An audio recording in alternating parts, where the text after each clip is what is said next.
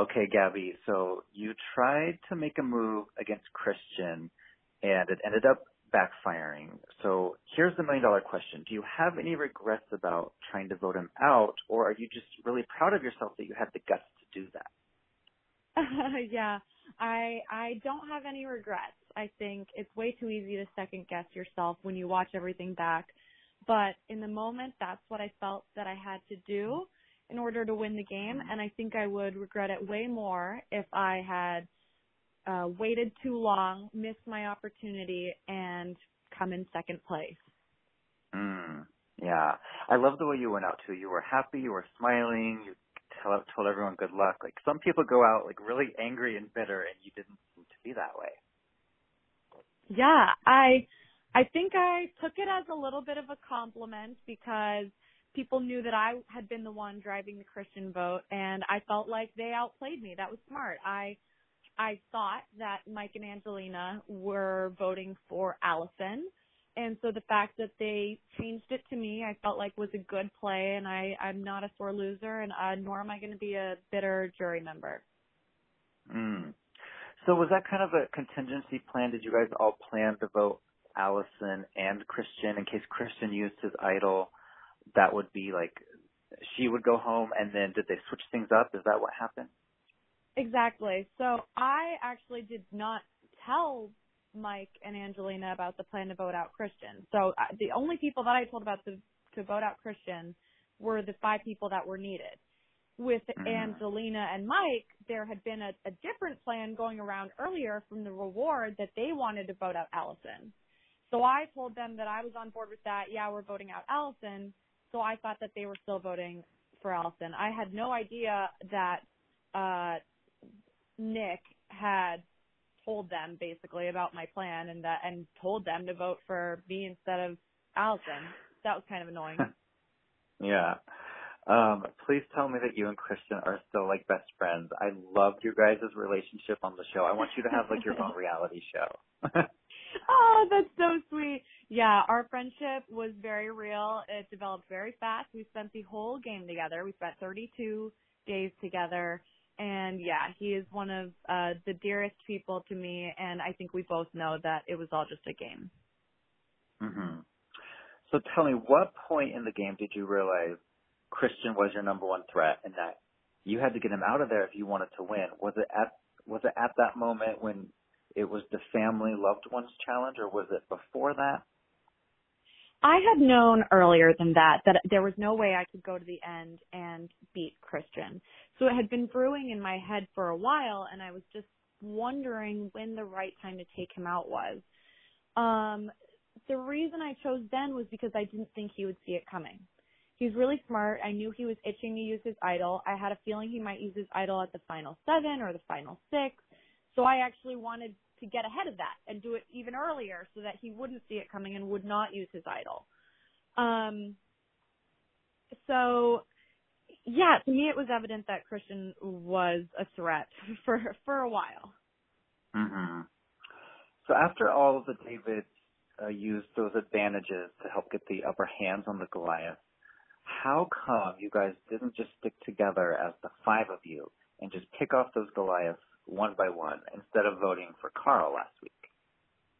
It's a great question, and I totally understand why it looks that way, right? We fought so hard to come out from under the bottom, and they did use a lot of advantages. I think that the thing about having the numbers is the numbers have to make sense for you.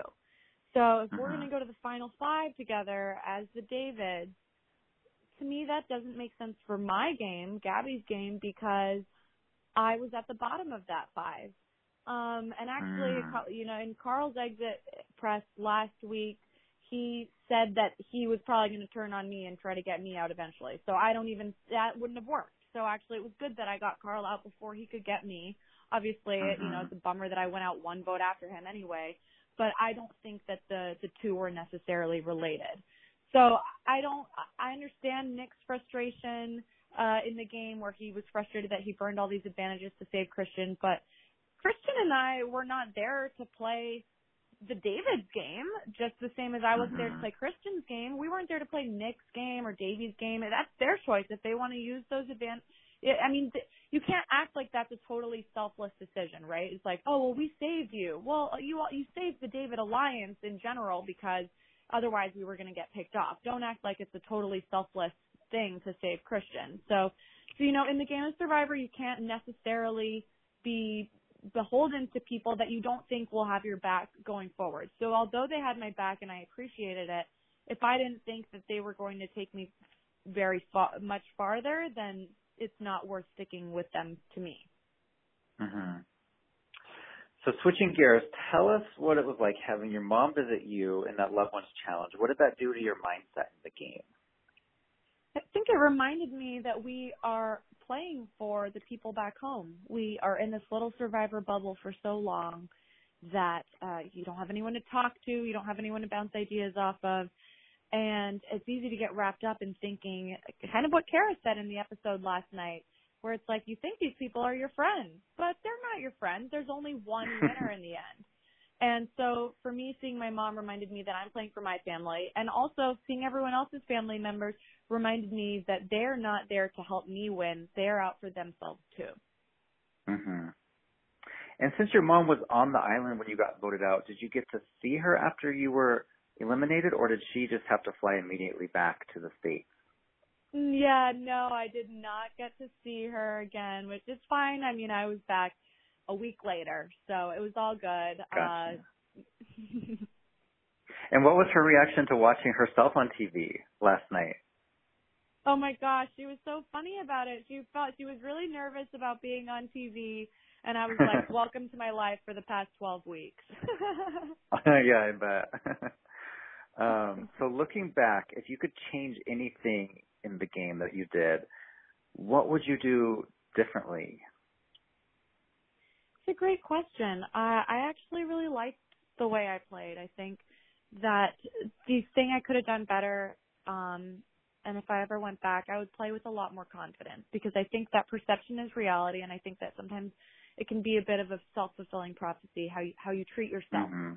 So because I was sort of down on myself and felt like, I was self-conscious of, oh, are people giving me credit, or are people seeing me as a player?